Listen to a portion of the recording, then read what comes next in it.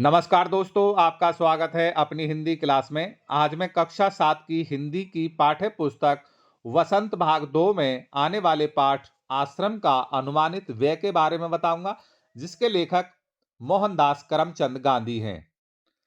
दक्षिण अफ्रीका से लौटकर गांधी जी ने अहमदाबाद में जिस साबरमती आश्रम की स्थापना की थी, उसके जो प्रारंभिक सदस्य थे तथा वहां किस किस सामान की आवश्यकता होती थी और साथ ही साथ अहमदाबाद में स्थापित आश्रम का संविधान भी गांधी जी ने खुद से ही तैयार किया था। इसी का विवरण इस पाठ में है।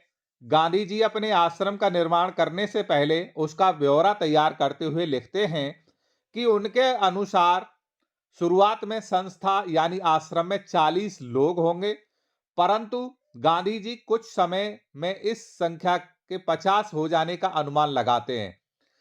इसके साथ ही साथ हर महीने औसत के हिसाब से 10 मेहमानों के आने का अनुमान भी लगाते हैं। इन सब का अनुमान लगाते हुए गांधी जी लिखते हैं कि उनके आश्रम में 3 रसोई घर होने चाहिए और मकान कुल 50,000 वर्ग फुट क्षेत्रफल में बनना चाहिए, तभी सब लोगों के रहने योग्य जगह हो सकेगी। इसके अतिरिक्त गांधी जी चाहते थे कि उनके आश्रम में एक पुस्तकालय भी हो, जिसमें कम से कम 3,000 पुस्तकें रखने योग्य जगह हो और कुछ अलमारियां भी वे अपने आश्रम में चाहते थे। गांधी जी चाहते हैं कि आश्रम के पास खेती बाड़ी करने के लिए भी जमीन हो। इसके साथ ही खेती करने के पर्याप्त औजार भी होने चाहिए। इन औजारों में कुदालियों, फावड़ों और खुरपों की जरूरत खेती के लिए होती होगी, जिस कारण गांधी जी चाहते थे कि ये सभी औजार आश्रम में होने चाहिए। इसी के साथ ही गांधी जी आश्रम में लकड़ी का काम करने के औजार भी चाहते थे और साथ ही साथ मोची के औजार भी। गांधी जी के अनुमान के अनुसार इन सब सामान पर कुल 5 रुपया खर्च आने वाला था और जितना उन्होंने रसोई के लिए आवश्यक सामान की सूची तैयार की थी, उनके अनुमान अनुसार उस पर 150 रुपये खर्च आएगा। एक और आवश्यक चीज गांधी जी को बैलगाड़ी लगती है, क्योंकि स्टेशन आश्रम से दूर है, तो सामान को या मेहमानों को लाने के लिए कोई साधन तो चाहिए ही।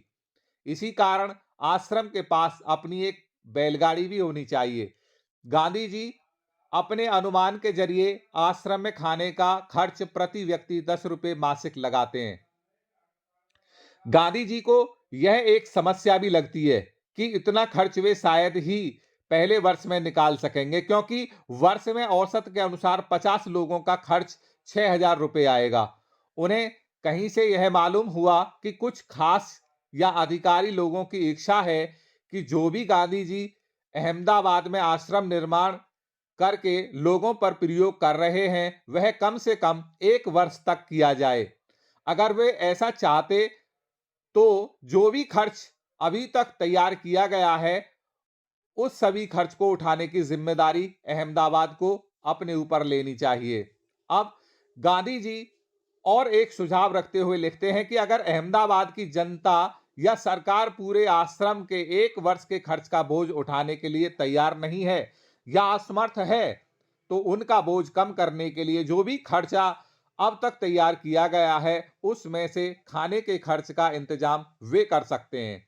अब गांधी जी यह भी लिखते हैं, क्योंकि उन्होंने खर्च का जो भी अंदाजा लगाया था, वह जल्दी से तैयार किया गया।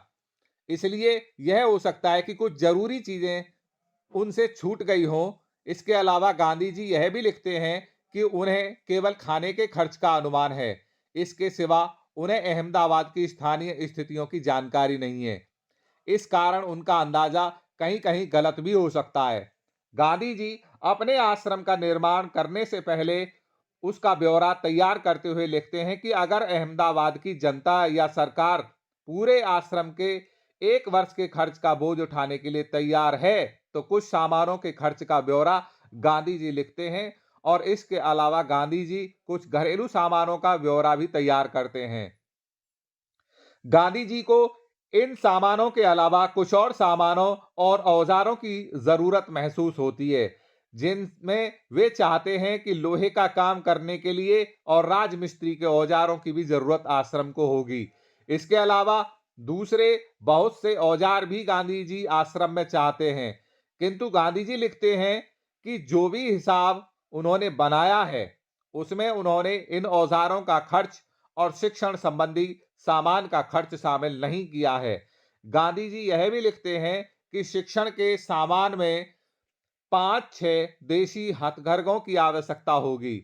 कहने का तात्पर्य यह है कि गांधी जी अपने विचार सादा रहना और उच्च विचार को सर्वसाधारण तक पहुंचाना चाहते थे। तो दोस्तों, पाठ का सारांश यहीं पर समाप्त होता है। वीडियो को पूरा देखने के लिए धन्यवाद। चैनल को सब्सक्राइब कीजिए, वीडियो को लाइक कीजिए, कमेंट कीजिए और अपने दोस्तों के पास शेयर कीजिए।